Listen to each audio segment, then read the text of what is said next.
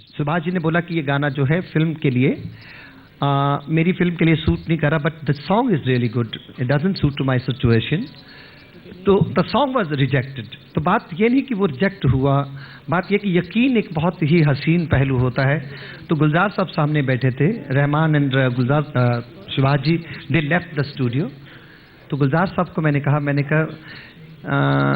यकीन से काम करने का अपना ही मज़ा है। कहते हाँ पुत्र अच्छी गल की तू की कहना चाहना। मैं कहा Gulzar sahab you have written such fabulous words as usual, तो let me sing, I really feel like to sing. तो मैं एक सीडी आपको दे देता हूँ, तो मेरे तो स्टूडियो में है ये गाना, तो कभी कभी सुन लिया करेंगे। और वो गाना जिसको छोड़ गए थे इसके वाली वारिस, और एक यकीन ने, एक बिलीव ने, एक विश्वास ने वो गाया गाना। It was not even me, it was my believe, और that got Oscar, Grammy and many thing. तो बिलीव करके काम करने का भी अपना मज़ा होता है। आई मीन कुछ चीज़ खाने से पहले मैं ये कहूँगा मेरे पेट में, मेरे टेढ़ से दर्द हो जाएगी, मेरे पेट में मेरे साथ वो होती ही है। सो I was very happy when Rahman told me, "Hi, Hollywood singer." I said, "Yes, why?" He said, "Your song Jai Ho went into Slumdog Millionaire." तो मेरे लिए ये बहुत ही नया नाम था, because I have dog, but they are all slim. तो I was confused as that why. तो rest of the history. Dum dum da dum dum da dum dum da dum dum dum dum.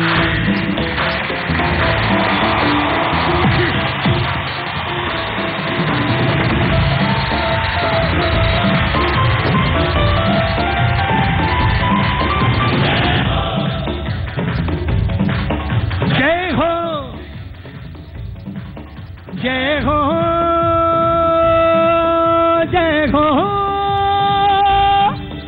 जय हो जय हो,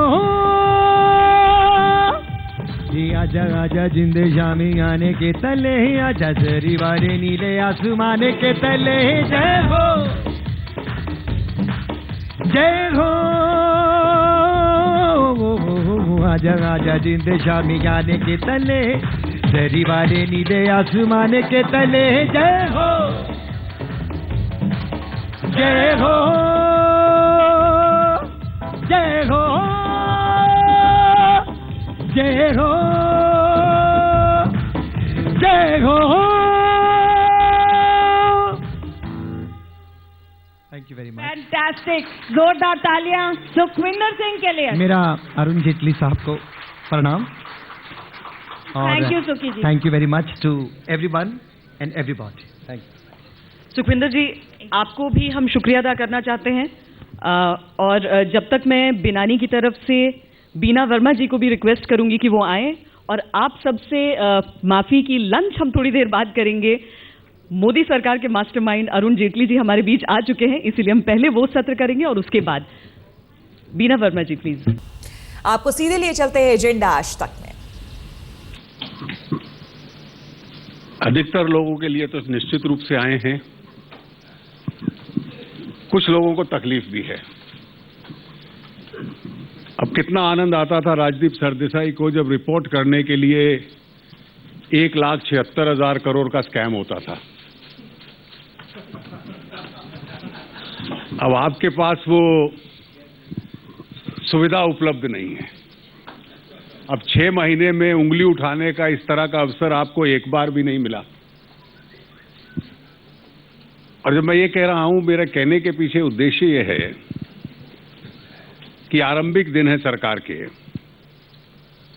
सरकार का नेतृत्व मजबूत है, सरकार के पास निर्णय लेने की क्षमता है,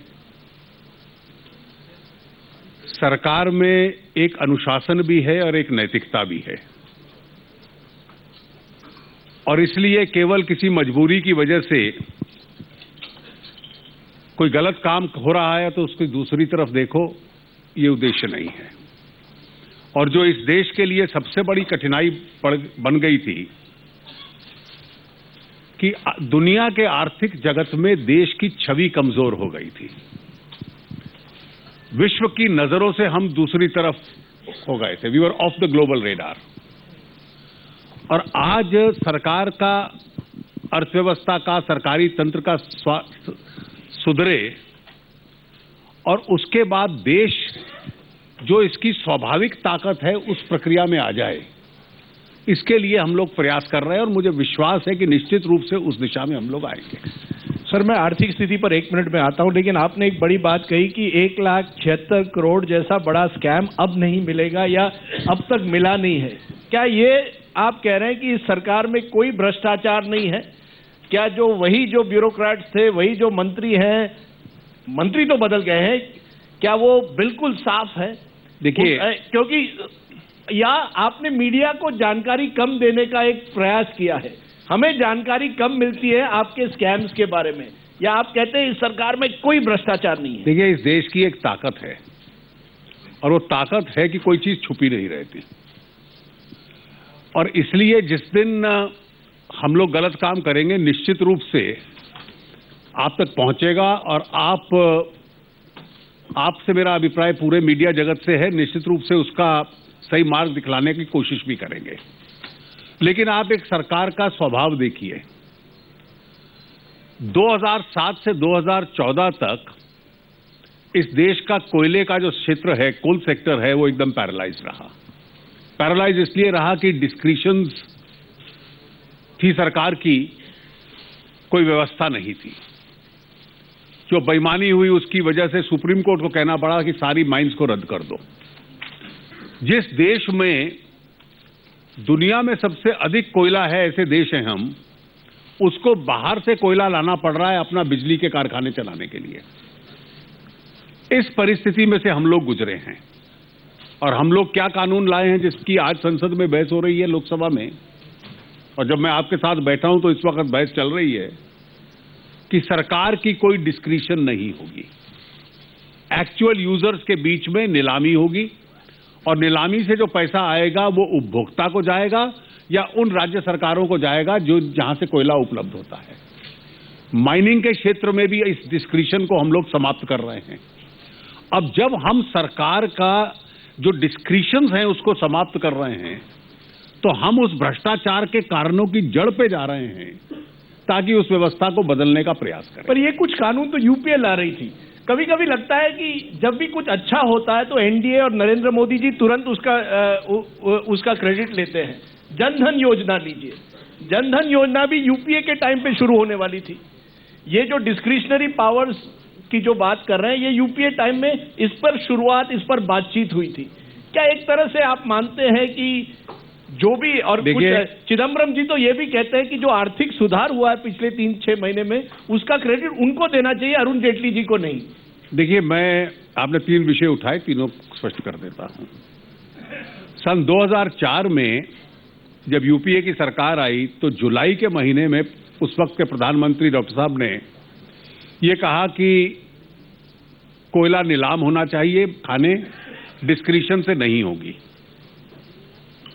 2004 से लेकर 2014 तक 10 साल ये व्यवस्था चली, घोषणा कर दी, निर्णय लागू नहीं किया। अब उसके लिए अगर आप क्रेडिट देना चाहें तो आपकी ये उदारता है कांग्रेस के प्रति कि आप उनको क्रेडिट देना चाहेंगे। आपने दूसरा विषय कहा जनधन योजना का। जनधन योजना में ये कहा कि हर गांव जिसमें 2000 से ज्यादा लोग रहते हैं वहां बैंकिंग सुविधा देंगे। लगभग कुछ नहीं हुआ। प्रधानमंत्री ने मई में हमारी सरकार बनी, 15 तारीख को घोषित किया, 15 अगस्त को इस योजना को, और 15 अगस्त से 26 जनवरी तक देश के सबसे गरीब आदमी तक पहुंचेंगे, उसको बैंक के साथ जोड़ेंगे। इस देश में 24 करोड़ परिवार हैं और हम लोगों ने टारगेट किया कि जो सबसे कमजोर 7.5 करोड़ हैं वहां तक हम लोग पहुंचे, और इसके लिए 10 करोड़ खाते उन लोगों के खोलने पड़ेंगे। उनके अकाउंट्स इंसेंटिवाइज करने के लिए 30,000 रुपए की लाइफ इंश्योरेंस फ्री, 1 लाख रुपए की एक्सीडेंट इंश्योरेंस फ्री। 26 जनवरी तक करना है। 10 करोड़ अकाउंट सबसे गरीब लोगों के खोलना इतना सरल नहीं था। आज जब मैं आपसे बात कर रहा हूं, कल शाम तक 8 करोड़ 80 लाख अकाउंट्स खुल चुके हैं, जिसमें 75% ये भी है जिसमें कोई पैसा नहीं है। ये उसकी 75% ऐसे लोग हैं जिसमें कोई, कभी कभी सर ये इल्जाम लगता है कि आप पूरी स्टोरी कभी बताते नहीं हैं। देखिए, ये पूरी स्टोरी जो आपने बताई ना, वो मेरे पक्ष में जाती है। पक्ष में इसलिए कि जो आदमी पैसे नहीं भी डाल सकता, अब डीबीटी के तहत जब सरकारी तंत्र से उसको मदद मिलेगी तो इन अकाउंट्स में अगले साल से वो रकम उसमें जाएगी। जो आदमी उसमें पैसे नहीं भी डाल सकता, उस आदमी को भी 1,30,000 रुपए का जो इंश्योरेंस है, लाइफ इंश्योरेंस और एक्सीडेंट इंश्योरेंस फ्री मिलेगा। That's a part of the social security mechanism. तीसरा, आपने कहा कि आपने आर्थिक सुधार, चिदम्बरम साहब ने कहा, निश्चित रूप से मुझे डॉक्टर मनमोहन सिंह और चिदम्बरम साहब की नीयत पे कोई शक नहीं था, लेकिन कठिनाई ये थी कि उस पार्टी में, कांग्रेस पार्टी में अधिकतर लोग वो थे जिनका प्रभाव था, जिनको लगता था कि आर्थिक सुधार से वोट नहीं मिलता, अर्थव्यवस्था नहीं चलती, लेकिन टैक्स पेयर के ऊपर खूब टैक्स लगाओ और चुनावी राजनीति के लिए उस पैसे का वितरण करो, बांटो उसको, उससे आपको वोट मिलेगा। और यही कारण था कि जितने मेजर रिफॉर्म्स थे वो नहीं हो पाए, और सोशल सेक्टर के नाम पे वो कहते थे उसका लाभ नहीं मिला, लेकिन उस प्रकार से कुछ ऐसी योजनाएं जो अपने आप में ऑब्सोलीट थिंकिंग की थी वो लेकर आए। उसका परिणाम देखिए कि दुनिया में दूसरे नंबर की तेजी पर चलने वाली अर्थव्यवस्था चाइना के बाद हिंदुस्तान को माना जाता था। अंत में 2 साल लगातार हम लोग 5% से कम गति के ऊपर आ गए। वी वर सब 5%. So you mentioned Mr. Chidambaram. He inherited an economy with a 8.4% growth rate. He is left behind with a 4.5% growth rate. That is the effect of the UPA's performance in short. मैं इसलिए पूछ रहा हूं कि कुछ जो आर्थिक experts हैं वो कहते हैं कि अच्छे दिन नहीं आए, अच्छे सितारे चल रहे हैं, कि जो global prices of oil have come down, उसका आपको फायदा मिल रहा है। वो फायदा आप कस्टमर, कंज्यूमर को दे ही नहीं रहे। वैसे आप एक्साइज ड्यूटी बढ़ा रहे हैं क्योंकि आपके सामने एक रेवेन्यू क्राइसिस भी है कि पैसे कहां से आएंगे। मैं ये जानना चाहता हूं कि अरुण जेटली और नरेंद्र मोदी जी के सितारे बदले हैं 2014 में, या वाकई देश के अच्छे दिन आए हैं? Rajdeep, fortune favours the bold and the brave.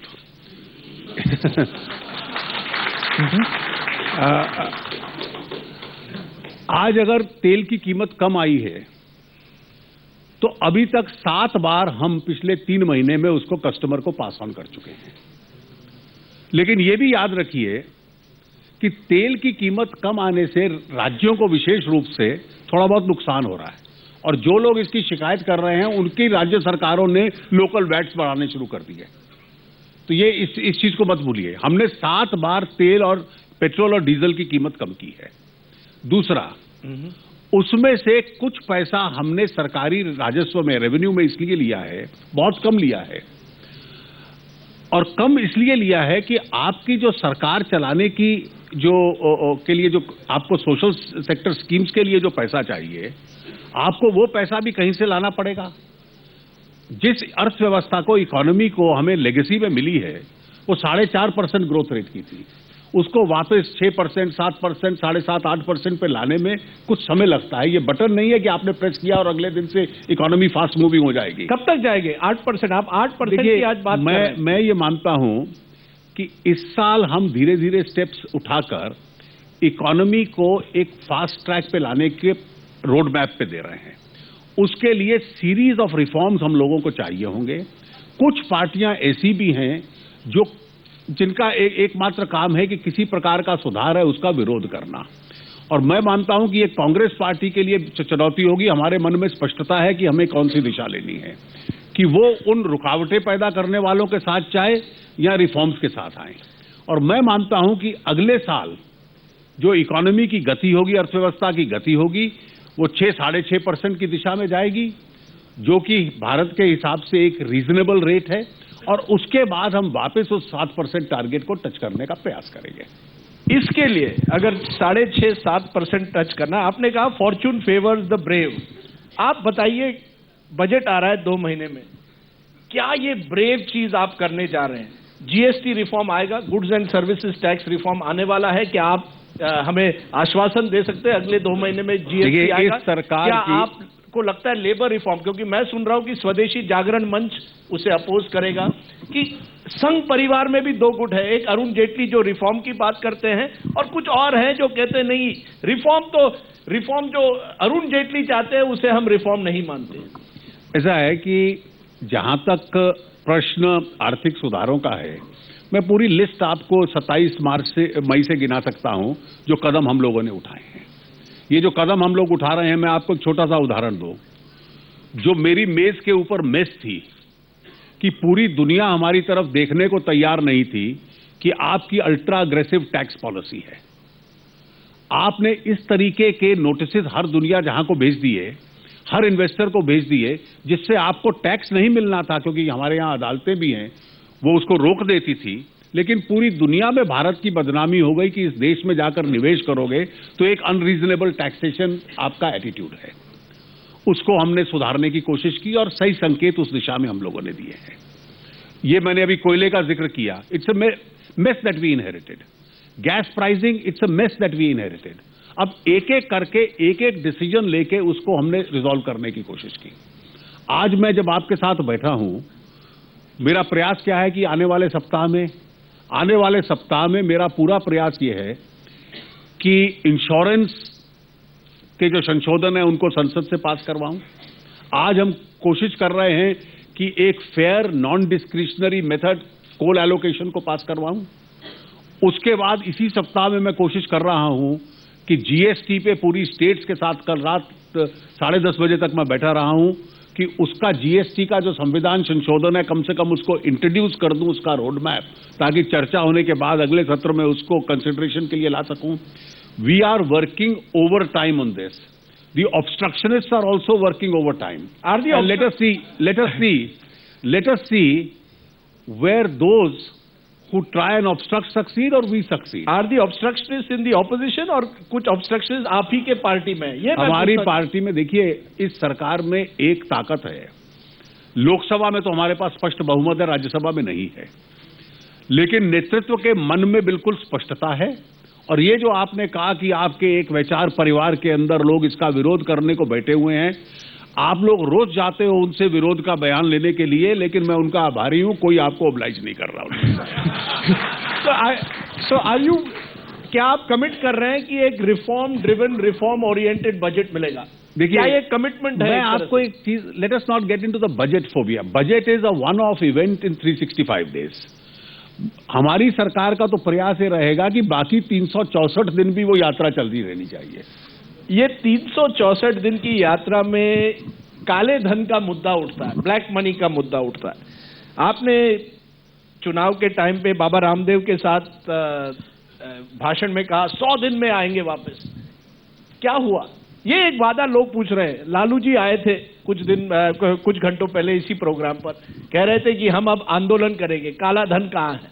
क्या हुआ? सरकार ने कहा था 15 लाख हर व्यक्ति के बैंक अकाउंट में जाएगा। देखिए, आप कम से कम आपके साथ जब मैं डिबेट करता हूं तो लेवल ऑफ लॉजिक एक डिफरेंट होना चाहिए। उसका कारण ये है यानी आप कहते हैं कि जब आप भाषण करते हैं तब लॉजिक नहीं होता। देखिए, इस डिबेट में अभी लोकसभा में कांग्रेस पार्टी के नेता हैं खड़गे साहब, वो अलग अलग इस प्रकार के भाषणों का जिक्र कर रहे थे और उन्होंने कहा कि मैंने पूरा प्रयास किया कि अरुण जेटली का भी कोई भाषण ढूंढूं, लेकिन मुझे मिला नहीं, क्योंकि इसकी एक व्यवस्था है और वो व्यवस्था मैं पहले भी जानता था, मैं आज भी जानता हूं। उसकी व्यवस्था बिल्कुल स्पष्ट है। आपके देश में अपराध हुआ कि कोई लोग यहां से बाहर पैसा भेजते हैं, क्वांटम को लेकर एक बहस हो सकती है, कितना है कितना नहीं है, उसका कोई अंदाजा नहीं लगा सकता। अब एविडेंस उस पैसे की बाहर है, आपको उस देश से उस एविडेंस को लाना है, उस एविडेंस को प्रोड्यूस करना है और उसके आधार पर उन लोगों को प्रोसिक्यूट करना है और कंपेल करना है कि जो पैसा वापस ला सकते हैं, अगर बाहर नहीं निकाला तो उसको वापस लेकर आए। उसके लिए आपके पास ट्रीटीज हैं। उन ट्रीटीज का, इंटरनेशनल ट्रीटीज का एक अपने किस्म का अनुशासन होता है, एक उसकी अपनी लैंग्वेज और एक अपनी पूरी ज्यूरिस्प्रूडेंस है। जिस दिन लालू जी और अन्य लोगों को ये जूरिस्प्रूडेंस समझ में आ जाएगी, उस दिन इस तरह की तर्क देना बंद कर देंगे। मैं इसलिए कह रहा हूं कि उस प्रक्रिया में हम लोग पड़े हुए हैं। अब लिंचनस्टाइन में सर मैं इसलिए पूछ रहा था क्योंकि राजनाथ सिंह जी आपके अध्यक्ष थे, उन्होंने कहा था 100 दिन में ब्लैक मनी। देखिए आप मानते हैं कि ये वोटर को लुभाने के लिए आपने किया था। अब आप वकील और वित्त मंत्री की हैसियत से हमें लॉजिक दे रहे हैं। देखिए, मैं आपकी इस भाषा से प्रोवोक नहीं हूंगा, फिर भी सीरियस जवाब दूंगा। लिंचनस्टाइन में हम लोगों ने 54 अकाउंट्स आइडेंटिफाई किए, 28 इलीगल हुए, 28 के खिलाफ प्रोसिक्यूशन फाइल कर दिया। HSBC से 627 की लिस्ट मिली, उसमें कई केवल नाम थे, कुछ उनकी आइडेंटिफिकेशन नहीं था। 450 से ऊपर हमने आइडेंटिफाई कर लिए। उन सब की असेसमेंट्स हम 31 मार्च से पहले कंप्लीट कर रहे हैं। जो इलीगल हैं प्रोसिक्यूशन फाइल कर रहे हैं। 250 लोगों ने आकर अपने अकाउंट्स एडमिट कर लिए हैं, और इसलिए, लेकिन वो अकाउंट्स ये याद रखिए 2005 से 2007 तक थे, और इसलिए उन लोगों ने 2014 की इंतजार नहीं किया पैसे निकालने से पहले। लेकिन फिर भी ऐसे लोगों के खिलाफ एक डेटरेंट हो कि we will still prosecute you even though it's 10 years too late. मुझे लगता है कि जो करेक्ट प्रोसीजर है उसकी तरफ हम जाएं, और केवल नारेबाजी के ऊपर इस पूरी प्रक्रिया को हम लोग लेकर जाएं। नहीं, मैं आपको प्रोवोक नहीं करना चाहता, लेकिन आपके जो पुराने साथी हैं राम जेठमलानी, उन्होंने तो कहा कि जो बड़ी मछलियां हैं उनको तो कोई टच नहीं करेगा। आपने उनको वार्निंग दी है, पैसा तो चला गया उनका। असली काला पैसा तो इस देश में है सर, आप जानते हैं। स्वाभाविक है, पर उसके खिलाफ तो मैं नहीं देखता। मैं दो चीज आपको बतला दूं। आपको छोटी मछलियां को आपने जिनका नाम लिया, अगर उनका सुझाव हम लोग मान लें तो हम अकाउंट होल्डर्स की मदद करेंगे। मैं ये गंभीरता से कह रहा हूं। उन्होंने ये कहा ये नाम सार्वजनिक कर दीजिए। टैक्स ट्रीटीज में और उस क्षेत्र के कानून में लिखा है कि आप उसको सार्वजनिक तब कर सकते हैं जब आप एविडेंस के साथ कोर्ट में केस चलाएंगे उसके खिलाफ। अब उसके बगैर हम सार्वजनिक कर देंगे, स्विट्जरलैंड कहेगा violation of treaty, we don't cooperate, और जो अकाउंट होल्डर है वो कहेगा देखिए मेरे खिलाफ एविडेंस नहीं आई। जर्मनी ने हमें यही पत्र लिखा है कि लिंचनस्टाइन अकाउंट्स की आपको डिटेल दी, कोर्ट के कहने पर आपने इन्हीं सज्जन को दे दी, सार्वजनिक हो गई, you have violated the treaty. बड़ी मछलियां पकड़ी जाएगी, ऐसा है, बड़ी मछलियां पकड़ी जाएगी। जब नाम आएंगे तो उसमें बड़े से बड़े लोग भी होंगे, इसकी कोई चिंता करने की जरूरत नहीं है। कम से कम कोई ऐसा नाम नहीं है जिसको लेकर हमें चिंता है। कोई ऐसा नाम नहीं है, कोई ऐसा नाम नहीं है। चलिए जेटली जी, आपने हमें ये एक आश्वासन दिया है कि कोई भी व्यक्ति के खिलाफ आपको किसी से डर नहीं है। आपको यानी इंडिविजुअली नहीं, एक और बात कही गई आज सुबह, शायद लालू जी ने ही कही, कि इस गवर्नमेंट में केवल एक ही व्यक्ति है, मंत्रियों की इज्जत नहीं की जाती। क्या आप मानते हैं कि मंत्रियों के लिए अच्छे दिन आए हैं या उनके लिए बुरे दिन आए हैं?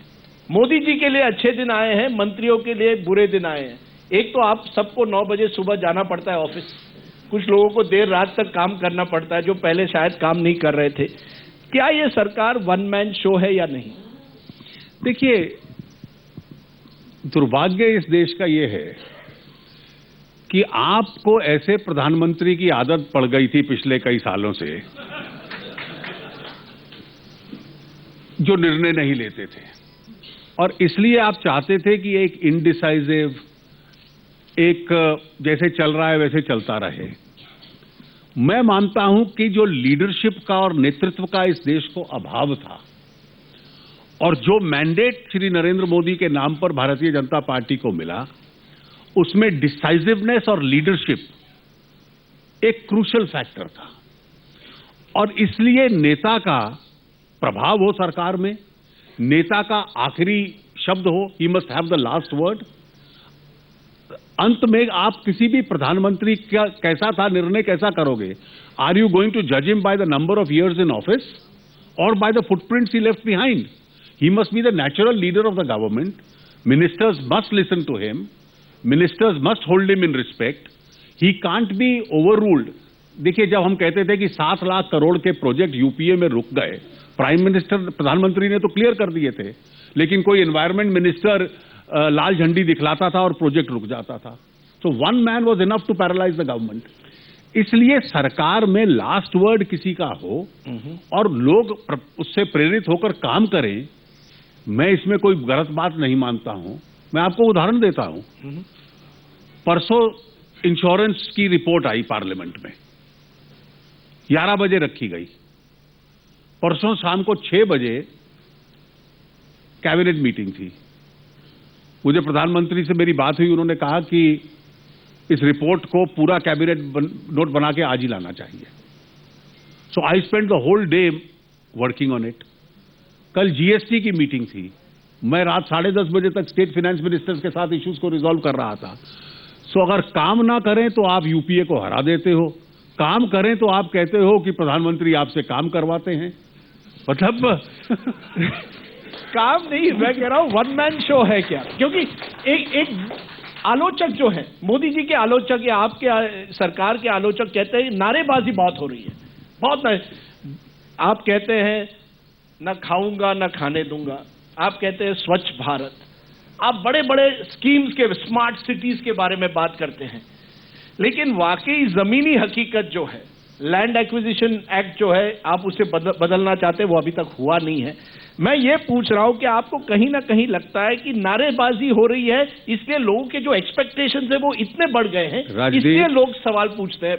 राजदीप, देश चलाना और शाम को 9 बजे टेलीविजन पे प्रोग्राम चलाना, दोनों में अंतर है। अरे देश चलाना और विपक्ष में रहना भी, उसमें भी अंतर है। इसलिए अगर आपको लैंड एक्विजिशन अमेंड करना है, मैं मानता हूं कि इस देश की प्रगति में मुआवजा आप किसान को ज्यादा दीजिए, मुझे उसमें कोई तकलीफ नहीं है, वो अच्छी बात है। लेकिन जो प्रोसीजर्स डाले गए हैं वो इतने कॉम्प्लिकेटेड हैं कि इस देश में चाहे स्मार्ट सिटी हो, चाहे इस देश में अर्बनाइजेशन हो, सबर्बनाइजेशन हो, इंफ्रास्ट्रक्चर डेवलपमेंट हो। मैं अब आपने विषय उठाया, मैं एक तर्क देना चाहूंगा। वो कानून जो यूपीए लाई, उस कानून में एक प्रावधान है कि कोई एक्वायर्ड लैंड पे private educational institution, private hospital और होटल नहीं बनेगा। अब श्री चंद्रबाबू नायडू मुझसे मिले, आंध्र प्रदेश में कैपिटल बनना है, उसमें कुछ लैंड पूल होगा, कुछ एक्वायर होगा। अब वो नया शहर जो बनेगा उसमें कोई प्राइवेट स्कूल नहीं होगा, उसमें कोई प्राइवेट हॉस्पिटल नहीं होगा, उसमें कोई होटल नहीं होगा। अब मुझे मालूम नहीं धर्मशालाओं पे भी लागू होता है कि नहीं। अब इस तरह के कानून कोई सरकार ले आए कि उनके जो प्रधानमंत्री के उम्मीदवार थे उनको ये लगता था